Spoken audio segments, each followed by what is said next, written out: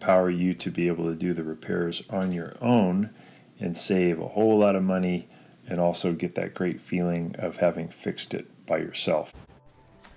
We have a Whirlpool direct drive washer that is coming up with kind of an interesting display here. I'll show you. Let me plug it back in.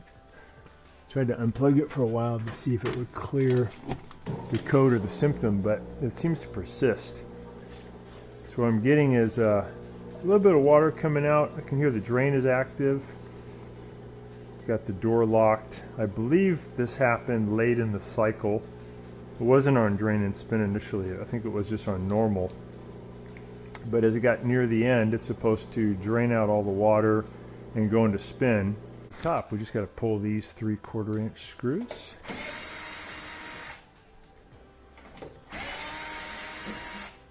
If you have a dryer stacked on top and you got to get in here, one thing you can do is you can disconnect your dryer and slide it onto a recycling bin just to get the dryer out of there so you can get this top off. Maybe you don't have enough people to help. You usually need 2 people to lift the dryer off. So if you're by yourself, you have a recycling bin, you can just pull the dryer right on. So you're going to push this away.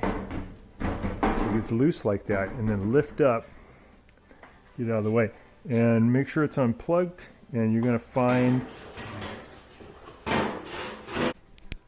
so if we get the top off and we're looking down, we see this white thing down there, and that is the door lock. There's a little round thing on the top. If you pull that up, that'll unlock the door. Right now, our door will not unlock. So we're going to try that and see if that resets anything. I'm going to reach down, grab that thing and unlock it. See if I can show you guys. Get over there.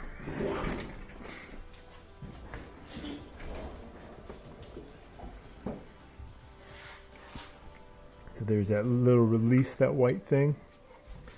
Reach in there. Lift up on that. You guys see that? So up is open. You can open the door. So usually when there's a drain problem, the door will remain locked.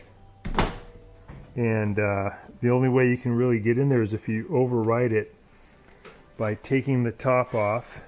And you can see that white thing in there, the round thing at the top. Reach in and lift up like that, and then you can open the door. Now I'm going to put it back, plug it in again, and see if there's any change. That might have reset something. Okay. See what it's doing now. Yeah, I heard a relay click inside here. I think I'm back to normal now. I think that did reset it. All right, I'm going to try going through a cycle. So I'll turn it back on, give it power. Yeah, so that did reset it.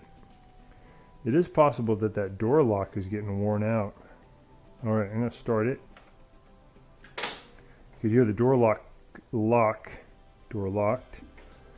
It's sensing right now what the load's doing. Let me power it down for a second. I'm just going to try drain and spin because I think it's already done. It just needs to be spun out. So go there, go to drain and spin. 14-minute cycle, turn it on. So we get the door lock, we should get drain function, and then we should get this thing to spin out.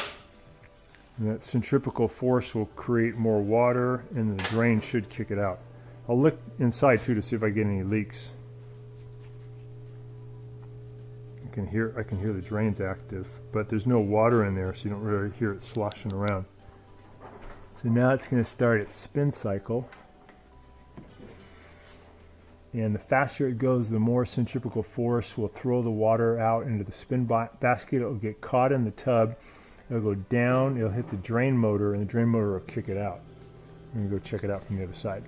Turned off the power button, and we're still getting the less and less spin, no more drain, and the door just unlocked. So it's behaving properly. Maybe what's going on is that door lock is having trouble. And again, if you need to, you have to unlock. You just got that white thing down there, just pull it up, and it'll unlock. I think I probably need a new door lock. Normal cycle now. Drain is active, the door locked, it's going to do sensing. That's where the motor kicks in and it just rotates and it tries to feel how much voltage do I need to rotate this thing. That tells the algorithm how heavy it is, and then it's going to add water to put the right amount of water to wash that load. I got basically one item in there, so it's almost no load. And now it's circulating that item so it gets saturated with the water as the water flows in. It's going to do that for a while, and then it'll go to the high-speed spin. All back on too.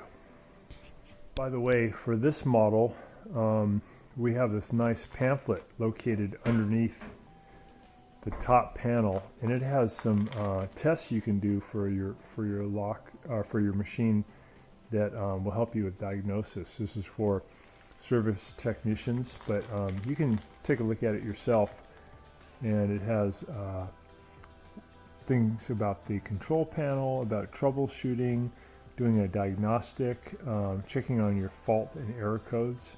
So pretty good information. All right, so I'm going to put this back on. In position.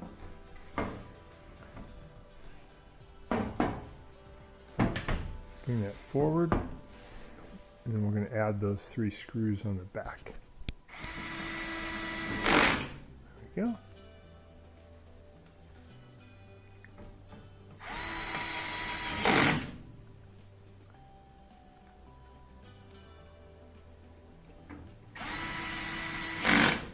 All right, we'll just bring it back into position. We're done.